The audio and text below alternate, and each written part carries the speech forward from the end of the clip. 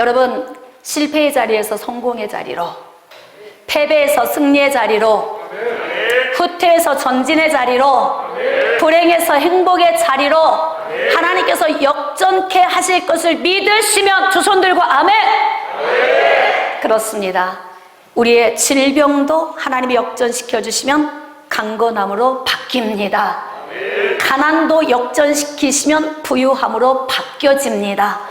그러므로 오늘 말씀을 통해서 어떻게 하면 하나님의 역전케 하시는 역사를 맛보며 살 수 있을까? 영적 원리로 오늘을 말씀을 증거하도록 하겠습니다. 여러분, 오늘은 역전케 하시는 하나님이라는 제목으로 말씀을 증거합니다.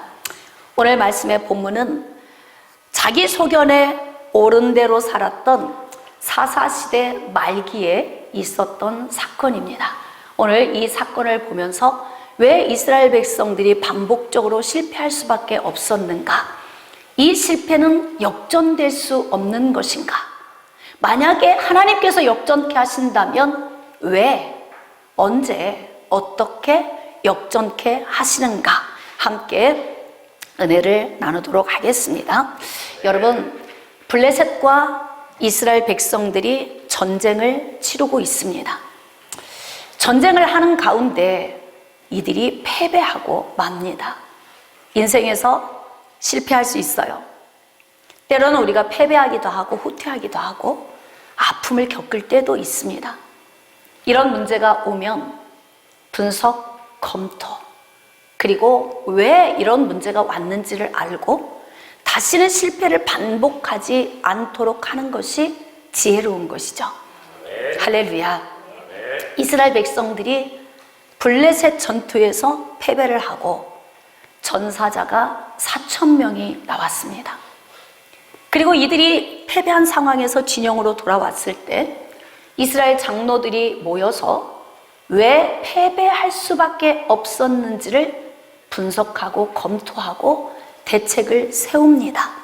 자, 그런데 우리가 여기서 알 수 있는 것은 분석하고 검토하고 대책을 세우는데 기준이 잘못되면 제대로 된 분석이 나올 수 없다.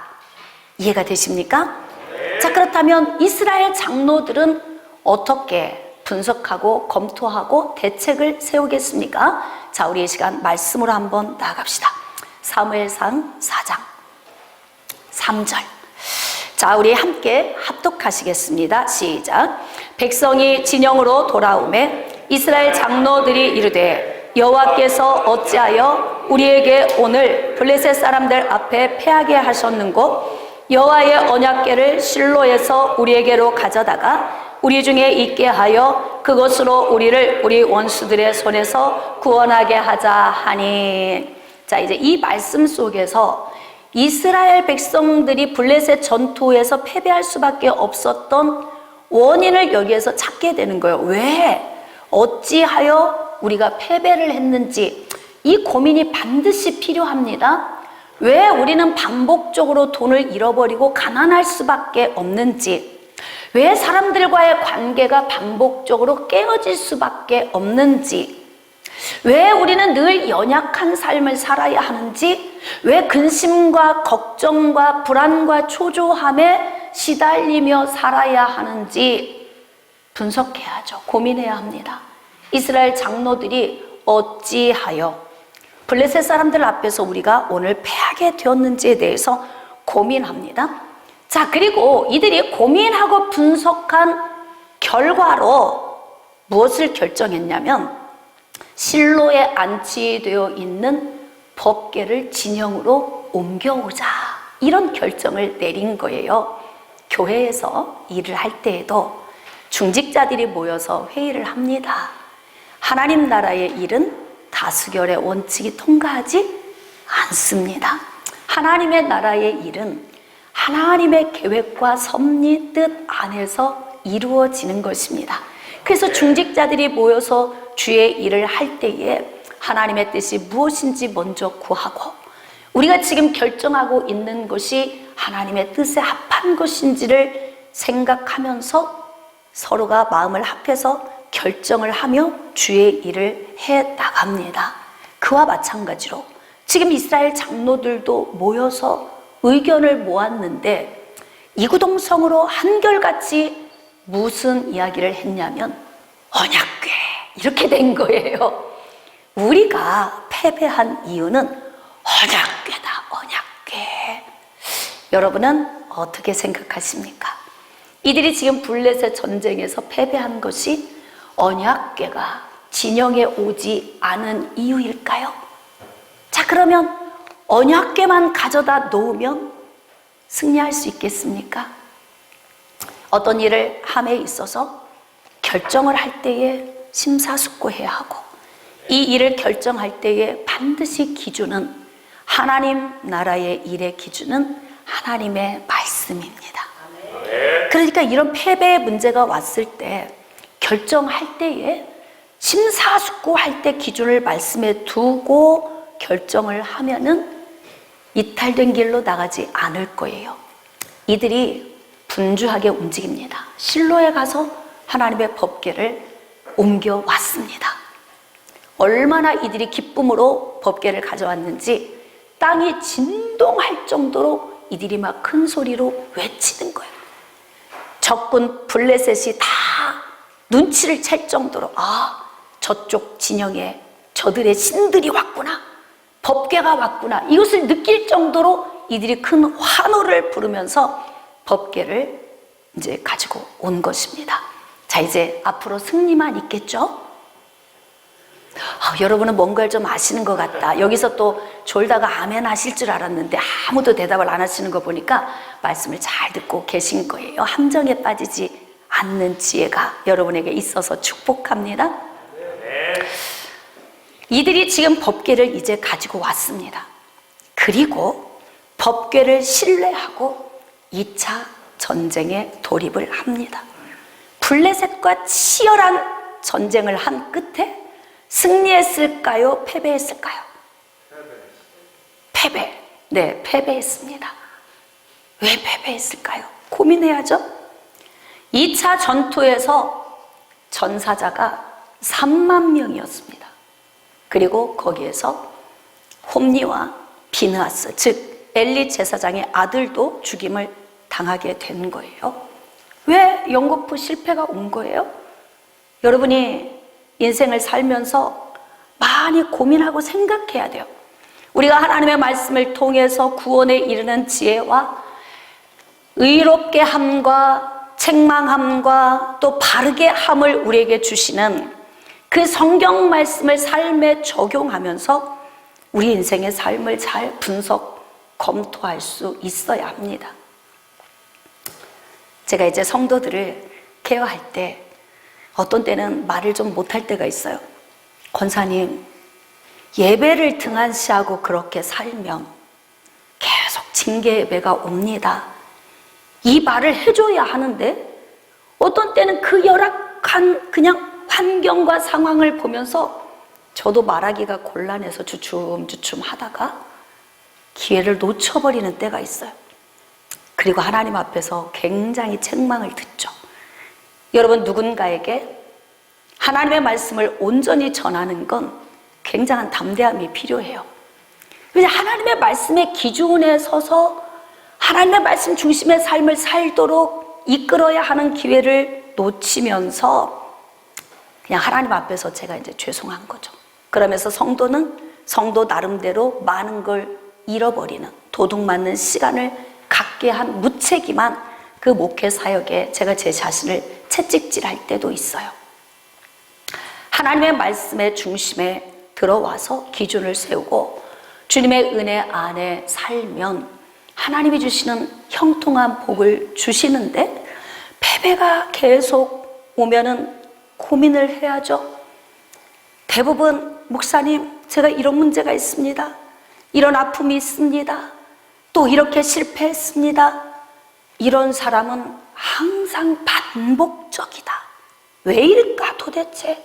고민을 하게 되는 거예요. 그런데 그런 분들은 대체적으로 하나님 중심의 삶을 살고 있지 못하다는 걸 제가 보게 되는 거예요. 지금 이들이 실패를 했어요. 34,000명의 전사자가 블레셋 전투에서 발생했습니다. 인명 손실이 이 정도 났으면 이들이 정확하게 분석하고 깨달아야 하죠. 그런데 이들이 깨달을까요? 여러분, 이렇게 반복적인 문제가 우리 가운데 오고 있을 때에 우리는 하나님의 말씀의 원리로 들어가서 왜 이들이 실패할 수밖에 없었는지를 알아야 합니다. 언약궤가 하나님이십니까? 언약궤는 하나님의 임재를 상징하는 성물입니다. 언약궤는 하나님이 아닙니다. 언약궤만 바라보고 있다면 그 또한 우상 숭배가 되는 것입니다. 근데 이들은 하나님은 어디 가고 언약궤를 중심으로 지금 삶을 살고 있습니다.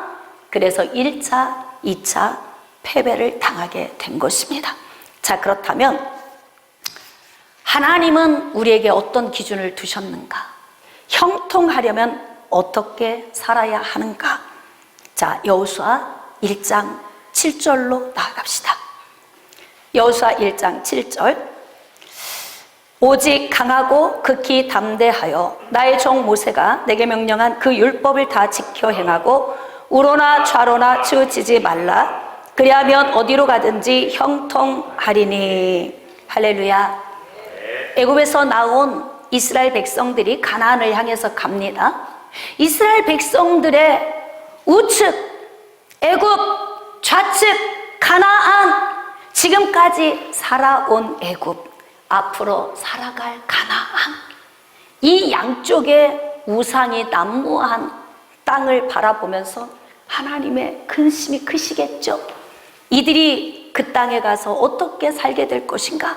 그래서 하나님이 가나안 땅을 밟기 전에 미리 기준의 말씀을 주시는 거예요. 우로나 좌로나 치우치지 말라. 애굽에서의 삶도, 가나안에서의 삶도 그 우상 숭배의 삶에 빠지지 말고, 그리고 하나님의 말씀을 중심에 두고 살라고 말씀하시는 거예요. 기준은 하나님의 말씀입니다. 이들이 지금 패배한 이유가 무엇일까요? 그러면 하나님께서 형통함을 주시겠다고 말씀하십니다. 자, 형통이라는 의미를 제가 여러분에게 다 전달해 드렸어요. 형통은 하나님께서 나와 함께 하셔서 주시는 복을 받는 것, 이게 형통이에요. 내 인생의 삶에서 실패와 좌절과 여러 가지 불행과 염려와 근심이라고 하는 이런 인생의 삶을 우리가 살고 있는 동안에 하나님이 나와 함께 하셔서 나에게 복을 주셔서 역전시켜 주시고 우리의 삶을 전진케 하시는 그 은혜, 그것이 바로 형통입니다. 그런데 하나님께서 우리를 형통케 하시겠다고 말씀하고 계시는 거예요. 그런데 조건이 있어요. 형통하려면 우로나 좌로나 치우치지 않아야 해요. 애굽에서의 우상 숭배의 삶, 가나안에서의 우상 숭배의 삶을 살지 않고 하나님이 주시는 하나님의 말씀을 기준에 두고 사는 것, 이게 아주 중요하다는 거예요. 8절입니다. 시작. 이 율법책을 내 입에서 떠나지 말게 하며 주야로 그것을 묵상하여 그 안에 기록된 대로 다 지켜 행하라.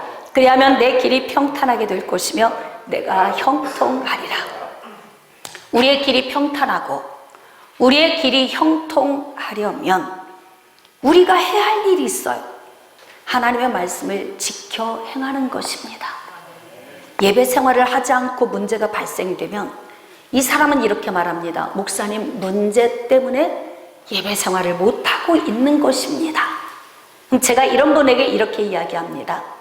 예배 생활을 회복하면 문제가 오지 않을 것입니다. 또 예배 생활을 하지 않았기 때문에 문제가 온 것입니다. 문제에서 헤어나오려면 예배 생활로 유턴해야 합니다. 이거 원리적인 거예요. 그러니까 문제 해결을 받으려면 원리적으로 내가 유턴해서 돌아가야만이 하나님의 형통한 은혜를 맛볼 수 있는 거예요. 내가 하나님의 말씀을 지켜 행하고 살면 하나님이 지켜보시고 우리와 이렇게 함께 하시다가 하나님이 복을 주시는 거예요. 우리가 지금 실패하는 가운데, 좌절 가운데 있는데 하나님께서 내가 너와 함께 해서 내 삶을 역전시켜 주겠다. 하나님이 이런 은혜를 주시는 거예요. 그래서 내가 내게 명령한 것이 아니냐, 강하고 담대하라. 두려워하지 말며 놀라지 말라. 내가 어디로 가든지 내 하나님 여호와가 함께 하느니라. 중요한 건 하나님이 나와 함께 하셔야 돼요. 나는 하나님과 함께 한다고 하는데 하나님이 나와 함께 하지 않으신다. 불행한 인생입니다. 근데 하나님은 어떤 사람과 함께 하시느냐? 하나님의 말씀을 기준에 두고 사는 사람.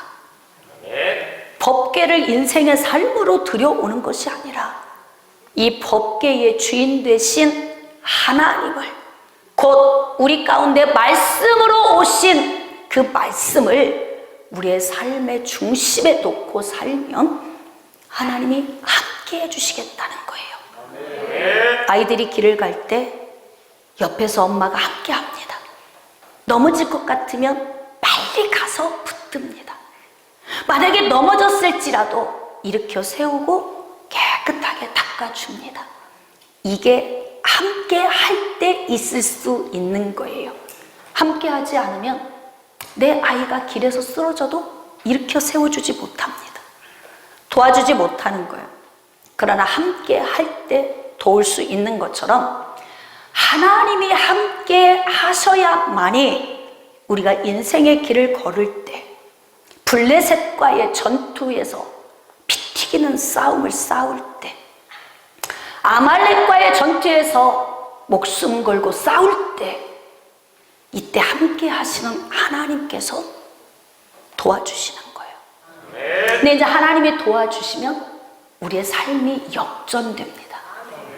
패배에서 승리로 가는 거예요. 실패에서 성공으로 가는 거죠. 왜 실패하는 분들은 그렇게 반복적으로 실패하는지, 말해도 못 알아듣는 것이 가슴 아프다. 하나님의 말씀을 듣는데도 깨닫지 못하는 것이 가슴 아프다. 그리고 여전히 하나님의 말씀을 뒤로하고 일터로 달려가는 그 모습을 보면서 사람들은 일 때문에 제가 예배를 못 드립니다, 이런 문제 때문에, 부모님 때문에, 자녀 때문에, 가정의 환경 때문에 라고 핑계를 대지만 그 핑계 때문에 문제가 온 거예요. 이미 내가 하나님에게서 마음이 떠난 거예요. 그러면 이 말씀의 기준에서 우리가 지금 분석해 본다면 이스라엘 백성들이 블레셋과의 전투에서 패배한 이유가 무엇입니까? 무엇일까요? 할렐루야. 말씀대로 살지 않아서 그런 거예요. 법궤가 없어서 이들이 패배한 게 아닙니다. 그러니까 실로에 가서 황급히 법궤를 가져왔지만 하나님이 역사하지 않으시니까 전쟁터에 와 있는 법궤 역시 무용지물로 끝나버리는 거예요. 그러면 우리 인생의 삶에서 우리는 계속 이렇게 패배만 해야 하는가? 계속 후퇴만, 불행만 있어야 하는가? 역전될 수 있는 방법은 없는가? 여러분, 하나님께서는 우리 인생의 삶에 개입하셔서 우리를 역전시켜 주십니다. 그러면 하나님께서는 어떻게 할 때 역전을 시켜 주시겠습니까? 자, 사무엘상 7장 3절로 나가겠습니다. 다 같이 3절 합독합시다. 시작. 사무엘이 이스라엘 온 족속에게 말하여 이르되 만일 너희가 전심으로 여호와께 돌아오려거든 이방신들과 아스타롯을 너희 중에서 제거하고 너희 마음을 여호와께로 향하여 그만을 섬기라. 그리하면 너희를 블레셋 사람의 손에서 건져내시리라. 아주 중요한 말씀이 여기 기록되어 있어요. 지금 블레셋에 의하여서 정복당했어요. 지금 이들은 패배한 상태입니다. 그리고 블레셋이 지금 이들을 다스리고 있습니다. 그런데 하나님께서 사무엘 선지자를 통해서 너희들을 역전하고 싶니? 내가 역전시켜줄게. 누가? 하나님께서 하나님의 백성들을 역전시켜 주시되 단 조건이 있다. 이렇게 말씀하세요. 자, 너희를 블레셋 사람의 손에서 건져내시리라. 뒤에서부터 역으로 올라가 봅시다. 너희 마음을 여호와께로 향하여 그만을 섬기라. 아주 중요합니다. 그러면 지금까지 이들이 싸웠던 패배 왜 온 것입니까? 하나님만을 섬긴 것이 아니라서 그런 거예요. 그러니까 여기에서는 지금 마음을 여호와께로 향하라는 거죠. 하나님이 지금 뭐라고 말씀하시냐면 너희 인생에서 역전되고 싶으냐? 내가 역전시켜 줄 테니까 너희 마음을 나에게로 향하라. 마음 좀 줘라. 지금 이렇게 말씀하고 계시는 거예요. 너무 감사해요. 집도 없는데 집 한 채 바쳐라. 그러면 어떻게 이 말씀을 우리가 적용하며 살겠습니까? 또 통장에 5억이 있는데 너 다 바쳐라. 그러면 아멘 하기 쉽겠습니까? 그럼요, 어렵죠. 어려워요. 모든 사람에게 다 동일합니다. 어렵습니다. 그런데 너무 하나님이 쉬운 것을 요구하세요. 무엇을? 마음을. 마음 좀 줄래? 내가 네 인생을 반전시켜 줄게. 그 대신 마음 좀 달라고 말씀하시는 거예요. 하나님이 우리에게 요구하시는 것은 우리의 중심입니다. 중심.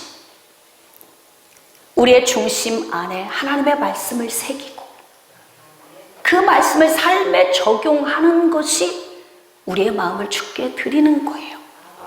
하나님, 제 마음 여기 있어요. 어디 한번 보자. 근데 마음속이 텅 비어 있어. 아무것도 없는 거예요. 텅 빈 마음 말고 가득 찬 마음.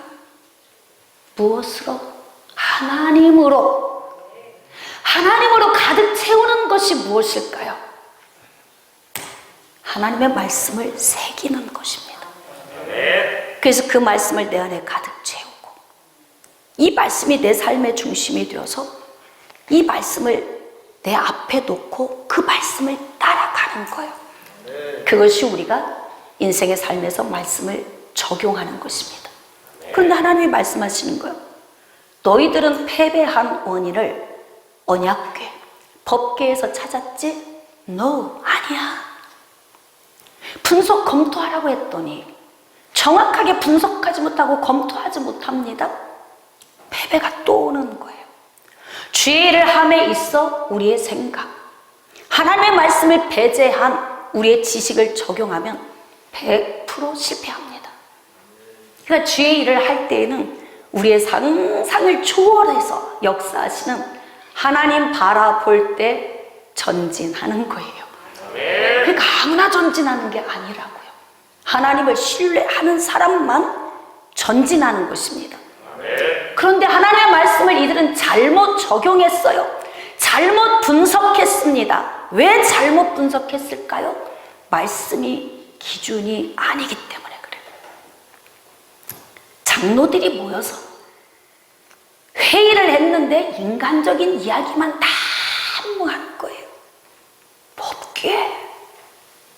여러분, 전쟁에서 패배하면 성령의 사람이라면 양심 속에서 느껴질 거예요. 어떤 느낌이 왔을까요? 죄 때문이다. 하나님의 말씀을 버리고 우로나 좌로나 치우치지 말고 살라고 했던 그 말씀을 어긴 우리의 죄 때문이다. 이게 장로들이 모여서 기도하면 깨달아졌어야 하는 거라고. 이해가 되십니까? 아멘. 안 깨달아져. 왜요? 기준에서 이탈됐기 때문에 그래요. 이게 매사의 인생의 삶을 분석할 때 성경 말씀 놓고 그 말씀의 기준에 의해서 우리의 삶을 비춰보면 답이 아주 쉽게 나옵니다. 답이 쉽게 나와. 사랑하는 여러분, 우리가 지금 다니엘 기도회를 하고 있는데 기도 제목들이 막 올라와요. 기도 제목들이 올라올 때 보면 내가 버려야 할 것들에 대한 기도의 제목들이 올라오고 있습니다. 하나님, 버리게 해주세요라고 기도하시면 안 돼요. 그럼 어떻게 해야 되느냐?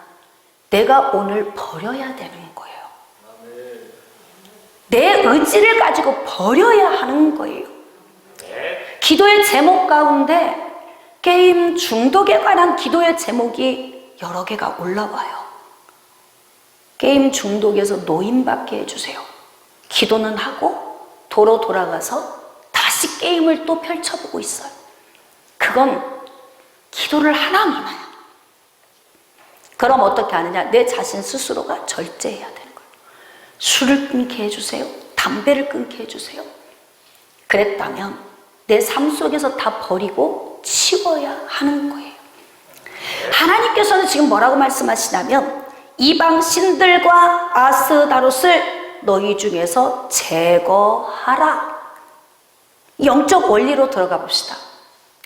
너희들 인생을 역전시키고 싶으냐? 그러면 내가 역전시켜 주겠다. 단 너희 마음을 내게 다오. 그 대신 너희 마음이 내게로 오려면 너희 마음 안에 들어있는 이방 신상들과 아스다롯을 제거해야 한다. 아멘. 다니엘 기도회 하면서 기도만 하고 있나요? 주머니에 담배 넣고 있으면서 기도해요. 그건 기도할 필요 없는 기도를 하고 있는 거예요. 술병 갖다 냉장고에 채워놓고 그리고 기도해. 그리고 가서 다시 또 술을 마셔. 그건 기도해야 할 이유가 없는 거예요. 게임 중독에서 노임받기를 원한다면 게임을 다 삭제해야 돼요. 내 안에서 충동이 올 때에 찬양을 들으며 기도하며 말씀을 묵상하면서 내 마음을 주께로 향해야 하는 거예요. 그러면 술을 먹는 인생의 삶에서 술을 끊는 삶으로 역전됩니다. 담배를 피우는 삶에서 담배를 끊는 삶으로 역전되죠. 게임 중독에서 게임을 끊는 삶으로 역전됩니다.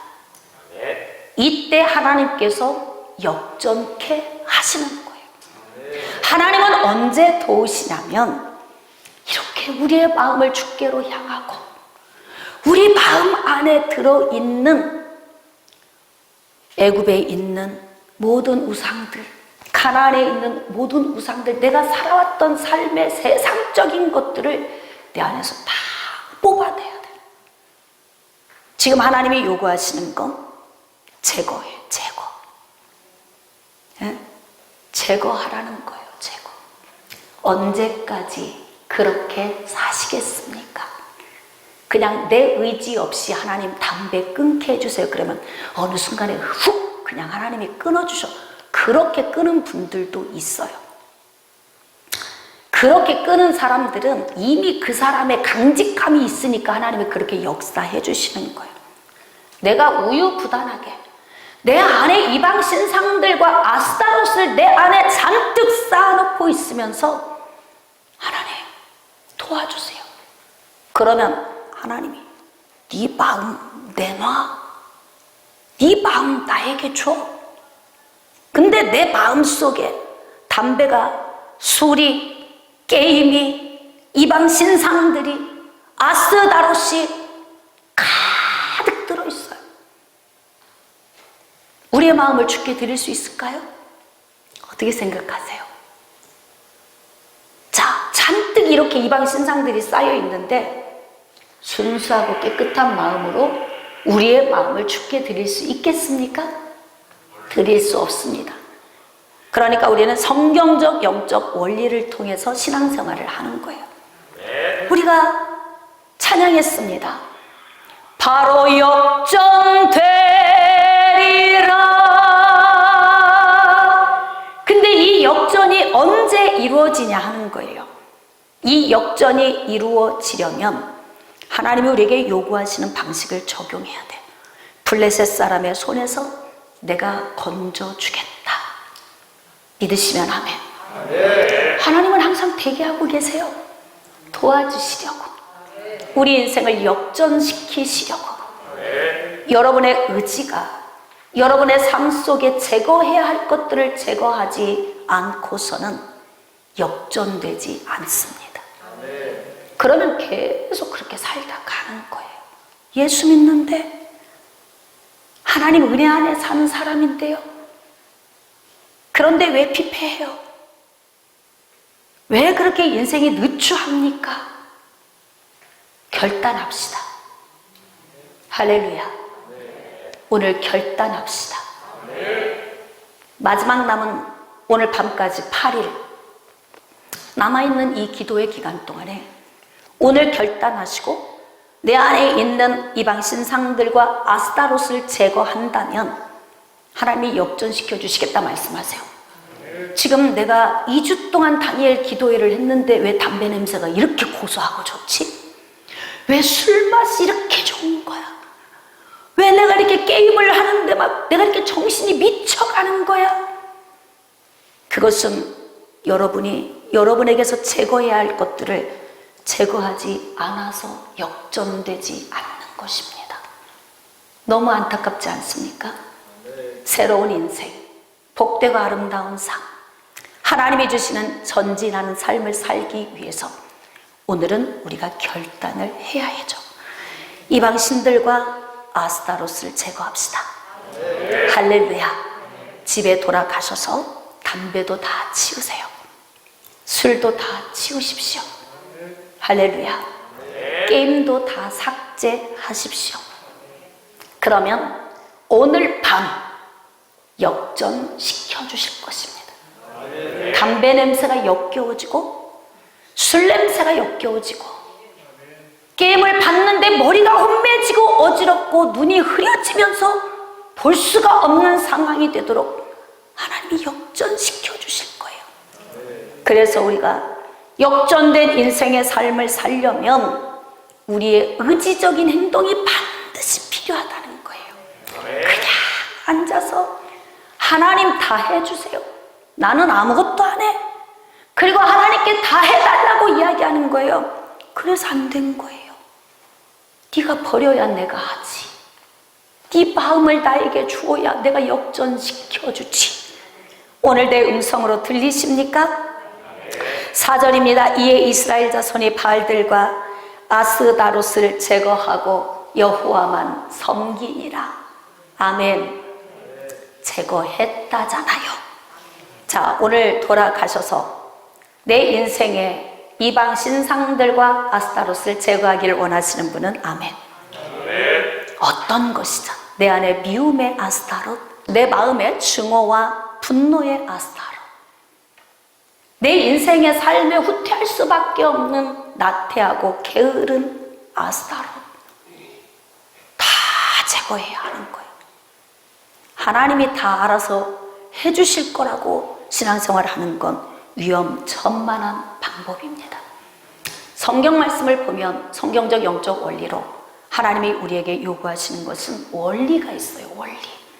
네가 나를 사랑하면 나의 사랑을 입을 것이고, 네가 나를 간절히 찾으면 내가 만나줄 것이고, 네가 부르짖으면 내가 응답을 주겠다고 말씀하세요. 원리예요. 원리. 내가 해야 할 일이 그래서 훨씬 많은 거예요. 왜 역전이 안 됩니까? 우리 21일 다니엘 기도에 작정하고 기도하고 있는데 2주가 지나가니까 초조합니다. 왜 아직도 나는 변화가 안 되는 것일까? 내려놓으려 몸부림치는데 왜 안 되는 것일까? 고민하고 두려워하는 분들 계십니까? 제거하십시오. 깨달아지시면 아멘. 제거하면 하나님이 역전시켜 주십니다. 자, 이제 이들이 아스타롯을 제거했어요. 여호와만 섬기니라. 마음을 주께로 향해서 주님께 드린 거예요.